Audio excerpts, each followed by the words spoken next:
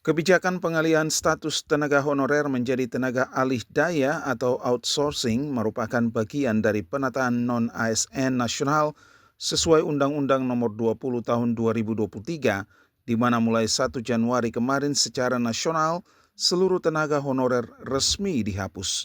Kepala BKPSDM Kota Ambon, Stephen Domingus menjelaskan, sesuai keputusan Menpan RB, seluruh pemerintah daerah dilarang untuk melakukan pengangkatan pegawai pemerintah dengan perjanjian kerja atau P3K paruh waktu yang baru.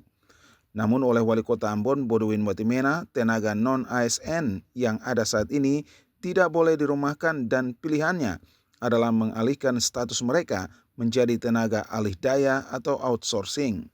Pemerintah kota landasan bekerjanya pasti koridor regulasi. Ya.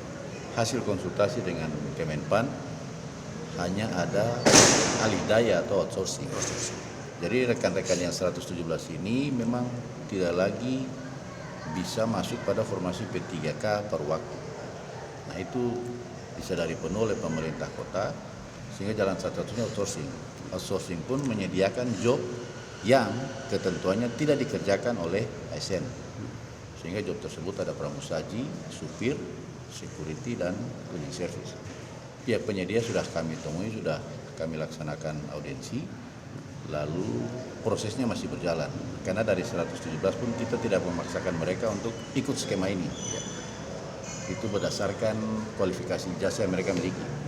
Jadi kalau mereka merasa keberatan, kami tidak paksakan. Saat ini terdapat 117 tenaga non-ASN yang tersisa di pemerintah Kota Ambon.